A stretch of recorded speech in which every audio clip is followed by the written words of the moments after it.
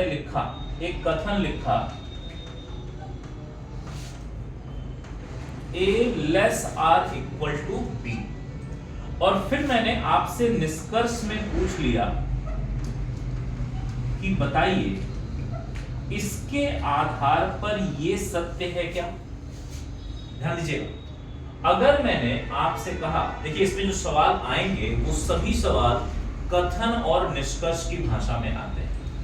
और जैसे मान लो कथन में कहीं पर एक कंडीशन मैंने ऐसे लिख दिया और फिर मैंने आपसे पूछा बताओ ये इसके आधार पर सत्य है या असत्य है। देखिए ये मैं एक डाउट को क्लियर करने का प्रयास कर रहा हूं। जब हम छोटी कक्षाओं से पढ़ के आते हैं तो इस टाइप के चिन्ह में बहुत कंफ्यूजन होती है। अब वो कंफ्यूजन क्या है आइए देखिएगा। तो जब भी मैं ये सवाल पूछता हूं तो हर क्लास में मैक्सिमम बच्चा कहता है कि सर ये बात सही है। अधिकतर बच्चा कहेगा सर ये बात क्या है, सही है इसके आधार पे। लेकिन अब जरा इसको समझिएगा।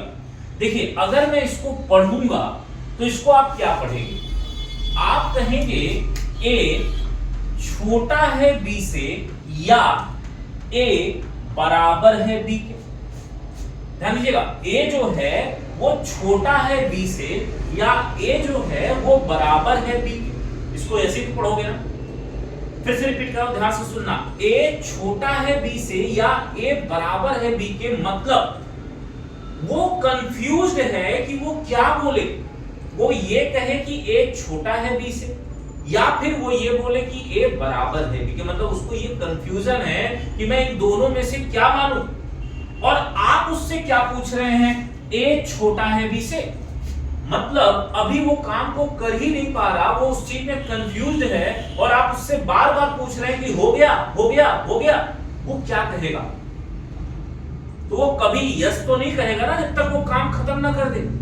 तो जब तक उसका काम, मतलब जब तक वो क्लियर नहीं हुआ, यानी कि जब तक वो ऐसे लिखा हुआ है तब तक ये बात कभी भी सत्य नहीं होगी। ये ध्यान रखिएगा, इसकी संभावना हो सकती है लेकिन सत्य कभी नहीं होगा।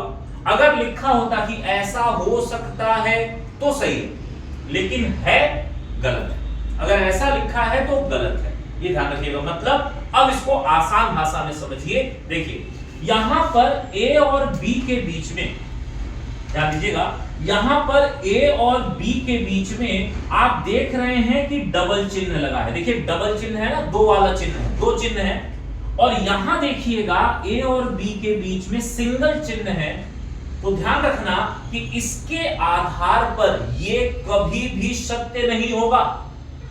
संभावना हो सकती है कि ऐसा हो सकता है लेकिन सत्य नहीं होगा। एकदम क्लियर कट ये दिमाग में डाल दीजिए। क्लियर है मेरी बात सभी को? तो ये ध्यान रखना कि अगर किसी के बीच में दो चिन्ह लगे हों और मैं आपसे सिंगल चिन्ह पूछूंगा तो वो कभी भी सत्य नहीं होगा। यानी अगर ऐसे लिखा होता, देखिएगा अगर ऐसे लिखा है तो, और मैंने कहा कि बताओ a is less than c, आप तुरंत कहोगे सर सॉरी ये पॉसिबल नहीं है।